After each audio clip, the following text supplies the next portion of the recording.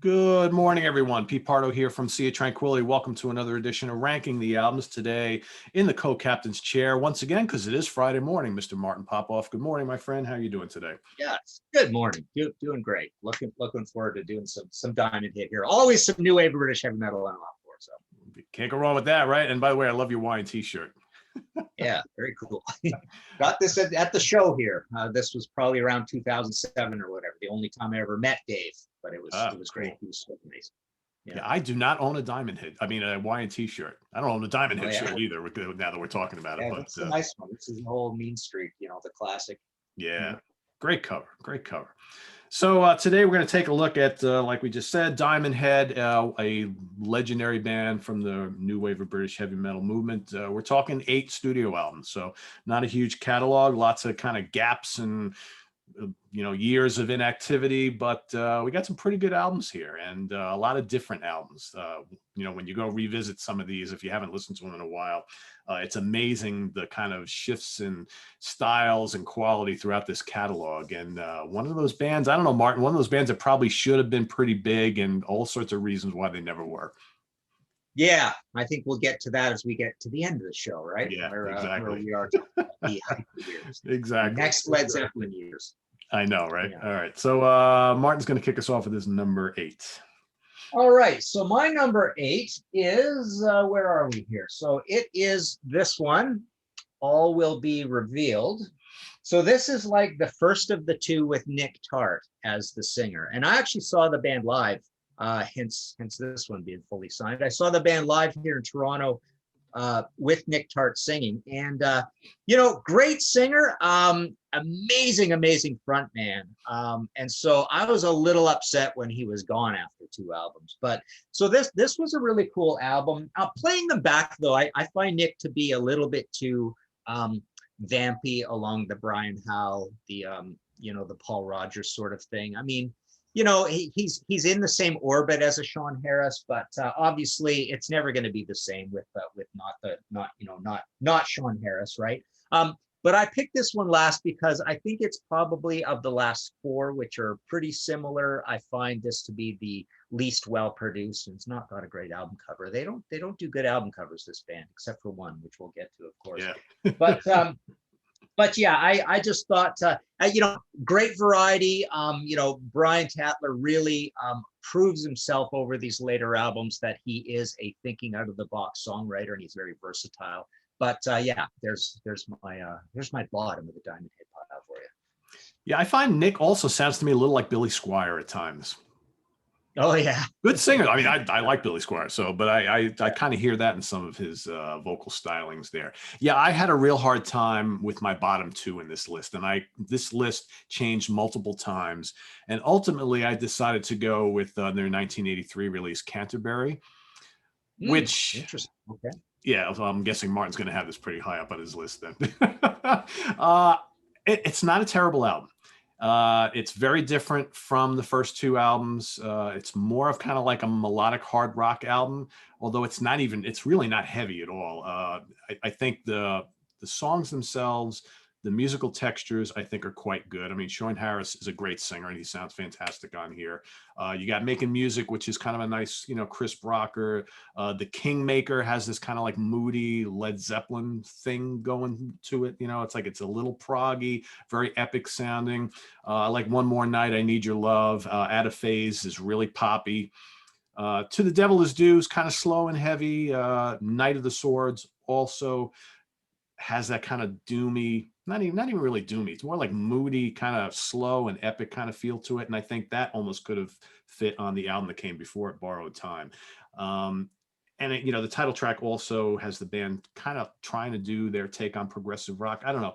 My problem with this album is it seems like the band has kind of lost their identity, and they're really not sure what style they want to, write songs in. There's like a little bit of all sorts of stuff on here, and it feels a little disjointed, like a band in disarray. Like we're not really sure. We're Diamondhead. Are we metal? Are we hard rock? Are we a pop band? Are we a prog band? We don't really know, but here's an album for you. Not terrible, terrible album cover, but that's my take. So I don't know. I like toyed around with that being on the bottom or not, and it's yeah. Okay, all right. My number 7, I went with his 12 greatest hits. Great singing, not heavy at all. But no, actually, this was just next to my Diamond Head in there. So no, we'll skip that one. I actually went with What's in Your Head. So this is the second and the last with Nick Tart. And again, you know, it's funny. I actually went back and forth on the two singers. The other guy is Rasmus Baum Anderson. We'll get to him. But I decided, you know, I like Nick first the most because he was such a great front man. I mean, they were really good live with Nick, right? But now I think I like the other guy a little better as a lead singer. Another not great, you know, I mean, it's futuristic. It's a little better. I like the logo and stuff as well. Yeah, better production on this one. And again, some really good songs, some real good, some doominess, some poppiness. Brian is so good at melody. But the production, again, I mean, the productions are very humorless of these later ones. And by that, I mean, just kind of there, kind of a little bit scrappy still. Not a lot to the arrangements either. But yeah, again, you know, Brian is proving himself to be a really good songwriter. And, you know, basically giving you the unexpected and proving why, you know, Metallica so much in their songs early on. So, yeah, that's my number 7. That album cover looks like it could have been a Fear Factory album cover, you know? Yeah, for sure. All right, my number 7, again, I almost had this at the bottom as well, like Martin. All Will Be Revealed from 2005. Again, there we go. You know, I mean, it's not an unlikable album by any means. I don't know. For me, I get... and I hate to use this term because I'm not really even sure what it means. There's kind of like a sleaze metal feel to this album. This is out of all their albums, I think has more of that kind of like raunchy rock and roll late 80s type of thing going on. That's not really a bad thing. Some really good tracks on the album. Give It To Me, I like quite a bit. Fallen Angel, Lost at Sea is good. A lot of good riffs. I mean, you know, Brian is a really, really good guitar player. And you mentioned, you know, his songwriting skills. I think he doesn't get enough credit for his guitar skills. He's a writer of some pretty cool riffs, and he's shown that throughout their career. So that's my number 7. Mm-hmm. Okay, cool. Number 6, I went with their latest album, 2019's The Coffin Train, which there we go. A good album cover on that one, of course. So this is the second of 2 so far with Rasmus Baum Anderson. This one I put lower than the other one because the production's quite trashy on it. The production's quite a bit trashier, I would say. Shades of Black kind of sounds a little bit like Blood on My Hands from the previous. It's a little proggier. Death by Design, a really cool, awesome, fast one on here. Again, there's some doomy stuff. Diamond Head was kind of like a faster version of a doom band, I would say, early on, and that's reflected in what they do here as well. But yeah, cool title and good lyrics, and yeah, just a good solid album. Yeah, it is. More about that in a couple of minutes. My number 6, I'm going to go with their reunion album from 1993, Death in Progress. Yeah, there we go. So 10 years. And quite frankly, 10 years, I think, did them a little bit of good. It's a way heavier album than this one here, which is the last thing they did. You got, you know, the classic lineup of the band back again, right? Sean Harris sounding better than ever. In fact, I think he's got more of that Robert Plant thing going on this album than I think some of the early stuff. You got Star-Crossed, killer bluesy hard rock. You got Truckin' is really, you know, heavy kind of grinding bluesy metal. You got the kind of mystical and majestic Calling Your Name. You got Paradise, Dust. Both have that kind of like late 80s, like kind of hair metal feel to it with, you know, like I detect like a little bit of Guns N' Roses and maybe Tesla, that sort of thing going on there. You got Run is a good, moody hard rocker. Wild on the Streets kind of reminds me of similar period Bad Company. The album, I think, sounds like 2 different bands, but 2 really good different bands. It's a shame the reunion didn't really last though, because it's like I think they did that like fall apart like right after they released the album. I forget exactly, but I know it did not last long. But yeah, that's good album. Yeah. So my number 5, I went with the self-titled 2016 Diamond Head. Again, so this is the first one with there we go, and not great album cover, right? No. But yeah. Yeah, cool ones on here, like Shout at the Devil, kind of like a cool tribal beat one. Wizard Sleeve, Fast, again, weird, kind of off the wall. So there's some good creativity on here. Blood on My Hands, groovy, dark, again, weird, sort of catchy at the same time. Diamonds, another fast one, melodic. Again, a lot of melody. They're not afraid, as you just said, Pete. I mean, even on Death in Progress, I mean, they were not afraid to go into these other realms, these much more commercial realms, right? So yeah, I thought they did a pretty good job with this record, and there's some good highlights. I would say probably my favorite 3 or 4 songs from this quartet of albums would probably be from this one. So I rated it the highest. Yeah, and I'll save my comments for when I get to that. But yeah, a really good album, I think. My number 5 is going to be What's in Your Head, which you've already showed, from 2007. Pretty heavy album. I might even say it might be their heaviest album, or pretty close to it. And I think Nick sounds great on this album. Skin on Skin is a tremendous song. I love I Feel No Pain, which again, his vocals remind me of Billy Squier at times. And that sounds like it's got a lot of groove to it. Sounds like a heavier Billy Squier song. Reign Supreme, really good song. You got Tonight's got some great hooks. Pray for Me is really good. Victim is a real good headbanger. I think it's a pretty strong album. Yeah, the production's a little suspect, I think, but I dig it. The songs hold up. It's pretty heavy, and it's got great vocals on it. And that's what you need with an album like this, right? Mm-hmm. Cool. Okay. All right. For my number 4, I went with Canterbury. So, I was happy at the time. I kind of bought into this direction. It was okay. I bought into the mystique of Diamond Head being something special in the next Led Zeppelin. So when they got a little more Led Zeppelin-y and got out of the box, I thought it was kind of cool. Weird seeing just 2 guys on the back cover like that. Yeah. But I really liked the poppy one on here, Out of Phase. I was quite surprised that I liked that. I did not like Making Music, which is really weird. That's the first single, and here's the old, the big 12-inch single of that, backed with an Andy Peebles interview. So that's that one. And then they did, with the same sort of, graphic design, a live version of Sucking My Love with Out of Phase. So Out of Phase was somewhat pushed, and again, just the 2 guys on the cover, right? Yeah. Kind of weird. But no, I thought the production was pretty good, and I did like the slower, mellower, moody stuff. You got to remember, at this time, some of the new wave of British heavy metal bands by '83 were really stumbling with trying to be like a nascent hair metal direction, and at least Diamond Head didn't do that.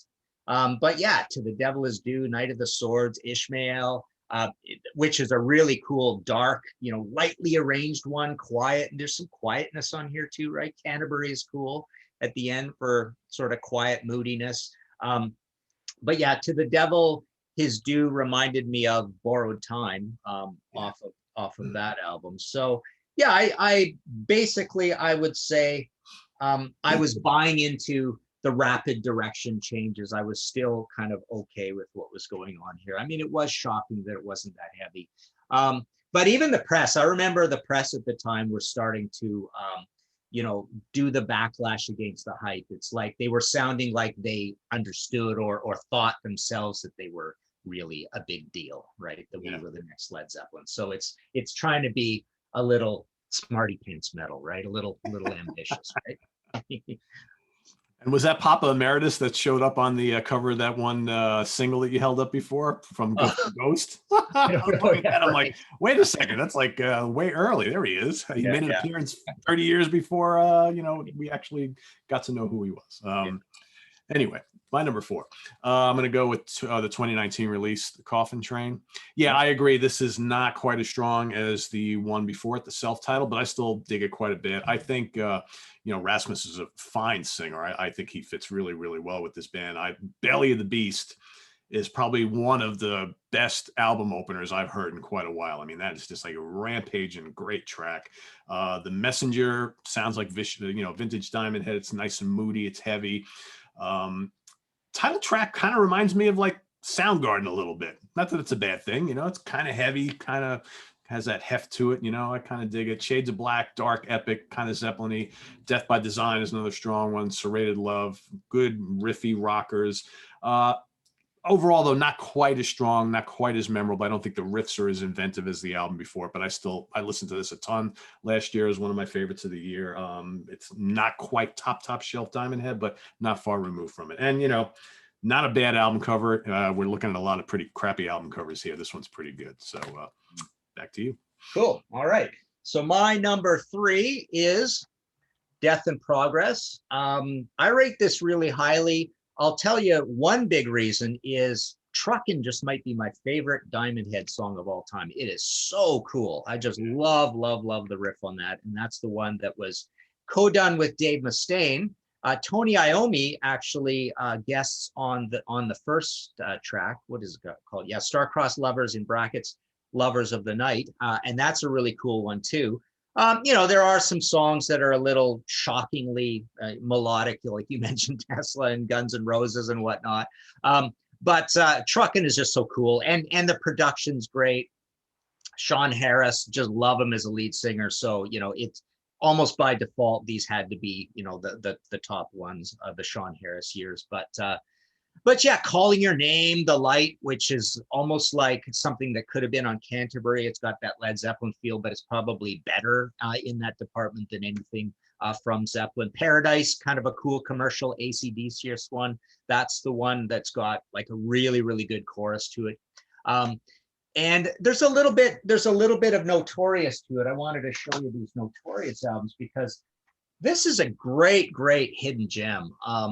With Sean Harris singing. This is Sean Harris and Robin George as a band. And this was really hyped to be big. This was on Geffen. And it's like a really, really commercial version of a little bit, remember that term dance metal that was used in the old days? This is a little dance metal-y, right?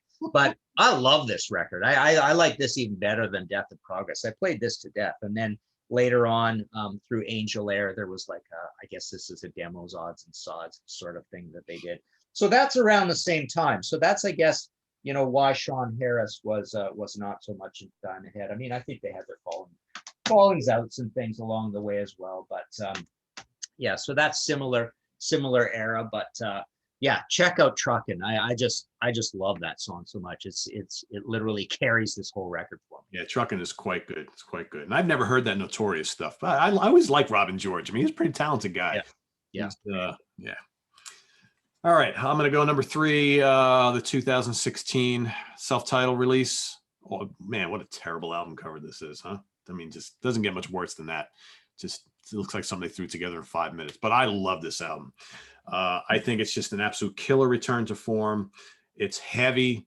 It's memorable. You got this new lineup, right? You got Rasmus on board, first time as a vocalist. He just knocks it out of the park on here. Bones, again, we look at both of these albums. Both of these albums have absolutely killer kickoff tracks. Bones is molten, new classic new wave of British heavy metal. Love it. Shout at the Devil is, just really, really melodic, but heavy. Set My Soul on Fire, another great song. You got kind of like prog meets symphonic metal on All the Reasons You Live, another really good tune, great vocal on that. Wizard Sleeve is kind of thrashy. Our Time Is Now has got plenty of good groove. It's heavy. It's just, I don't know, an outstanding album. I think one of the great kind of comeback albums in recent years, I think. And I still play this one quite a lot. Kind of like Angel Witch, right? Yeah, absolutely. Yeah, exactly. Yeah, it was kind of cool there for a while because we had like Angel Witch coming back. You had Diamond Head reappearing after a number of years. You had Tigers of Pantang came out with a couple strong ones. You had Satan coming back with some really strong albums, and all these bands who like you hadn't heard from in a while. And now, boom! It's like the new wave of British heavy metal is back, better than ever, right? Cool, awesome. Okay, so my number 2, I went with this one, Borrowed Time, with the great Rodney Matthews cover art. Yeah. And looking really cool looking guys, right? Yeah. Cool looking band. Great artsy shots of them. On the inside, you got a nice sleeve there with it. There's a little ad from the era. And then also you got the inside, you got the poster that came with it, right? It's just the album cover, right? So this record was a little bit of a disappointment, but again, you really felt that Led Zeppelin star quality to it. It's almost like they weren't giving you very much, so you had to cherish what you got from it. because it only has 7 songs, and 2 of them, Am I Evil and Lightning to the Nations, were redos from the first one. So you only got 5 new songs. The big disappointment was To Heaven from Hell. Great title, really dull song. Arguably, Call Me is a disappointment, but I quite like it. I mean, there again, I feel the charm and the star quality of this band and why they were so hyped. But I absolutely love In the Heat of the Night and Borrowed Time. They're both so occultish and doomy and sorrowful. It's a little bit like that Quartz transition when they did the Against All Odds album.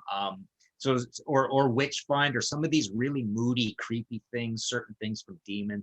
But yeah, Borrowed Time and In the Heat of the Night. And these are all kind of simple, and the production is not great. So you're wondering, it's almost like, it almost adds to the mystique. Like, why are these guys wrecking their career with this record? It's really strange.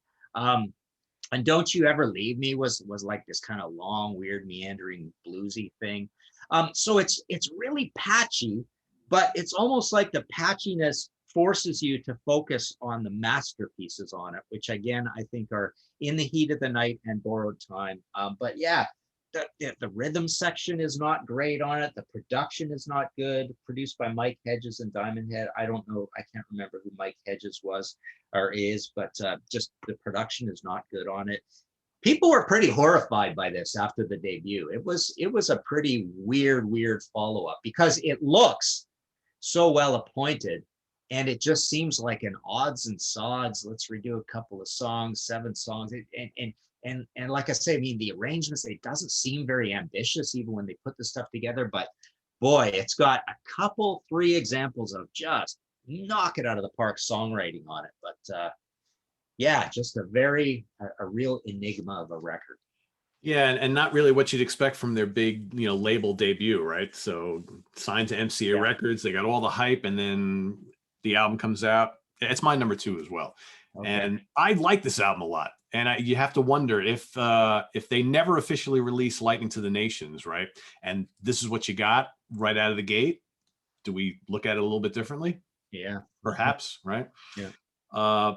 Love the artwork. I'm a big Rodney fan anyway. I think Sean Harris sounds terrific on here. The riffs are good. It's just really toned down from what we heard on that first album. And it's even more moody. I mean, I think this band was always good at doing the moody stuff, but it's, less frantic, more toned down, more moody, more melodic than the debut. And that's okay. And I agree with everything you said about the highlight tracks. I don't think we need to kind of spend too much time on that. But what I did want to mention too, I've always been a big fan of the River Dogs, right? Especially their first album, which came out, a few years after this. But I hear in some of these songs, like specifically like Call Me, I hear almost like the blueprint for what River Dogs were doing on their debut in a weird way. And I hear some of that on some of these songs. And I wonder if any of the guys in River Dogs, and maybe it was Vivian, who knows, were listening to this band a lot back when they first hit. So I know it's, like I said, River Dogs came out in what was that, 90? I don't even remember the year. Late 80s, early 90s, I don't remember. So about a decade before this came out.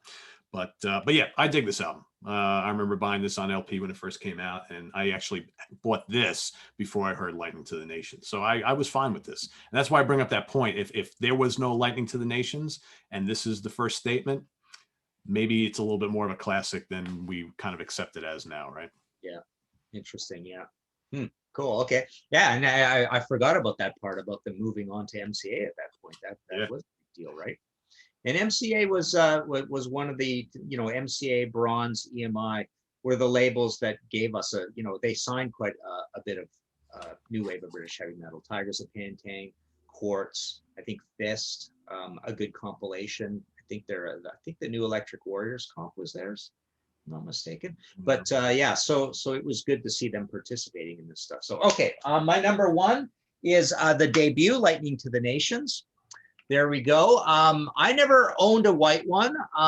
My vinyl copy, which I now no longer own, was the one with the sort of I don't know, riot scene, kind of like Flames or something. It was like the next reissue. It was an English copy. I guess all I have now is this Diamond Knights thing. Diamond Knights, yeah. and it has everything. I mean, it's my one version of owning all this, and all these weird B-sides they had at the same time, which were usually pretty not well produced and quite poppy. Not great songs really. If I thought about it, there might be one or two classics. How many total tracks you have on that, Martin? This one has 15. Okay, because mine's got 14. So yeah, okay. Yeah, so and it was much less than that originally. I think it was 10ish, right? Like We Won't Be Back. What else? Yeah, of course, Diamond Lights, Shoot Out the Lights. Yeah. So anyways, so this record is I consider it one of the great new wave of British heavy metal albums, but it's down to around 5 or 6 or 7 slot, because it is super heavy throughout, and it's doomy, and it's got yeah, there you go, wow, and it's got a lot of that that mystique of them being an important band, and boy, is this band going to go places. But again, the rhythm section is not great, the production is not great, the songs are really good. They could have used maybe a little bit of editing, but of course we know the whole history. Metallica loved them. They played a lot of their songs, covered their songs, and made some money for the guys by doing so. Dave Mustaine loved them. One of these has a Dave Mustaine interview. I think it was Death and or what, one of these records anyways. I was flipping, it's got an actual Dave Mustaine interview in it, and he's got some songs. He's got a song that really sounds like Am I Evil that he did. I can't remember the name of it, but yeah, he loved them. Everybody thought they were great, and the press definitely saw that star quality in them. Just really good, catchy, but still heavy songwriting. That was, as I said earlier, kind of almost like doom sped up. The only weak track is It's Electric. It's kind of a really kind of cheesy, almost like pre-hair metal song, or almost like a 70s song. I've never liked that one, but everything else is, of course, amazing on it. Sucking My Love, Am I Evil, of course, is massive. Sweet and Innocent, shuffly, kind of gutted guitar sound on that one. Helpless is really cool, fast, kind of like a deep beat, almost like a punk song. And of course, Lightning to the Nation. So very epic, but still raw. It's almost like, in a way, echoes in going backwards of the second album, in that they still have not. They never did turn in that polished classic with a big producer and all the right songs. It's just a story of missed opportunities all along the way. Yeah, absolutely. And we kind of framed that at the start of the episode. And it's also my number one. It's almost like it has to be, right? You got so many classic tracks on here. You got Am I Evil, The Prince, Sucking My Love, Helpless. Great riffs on this album. I mean, really great riffs. I was reading somewhere yesterday where some writer about a couple of years later called this one of the handful of albums that had the best riffs of the 80s, right? Go figure.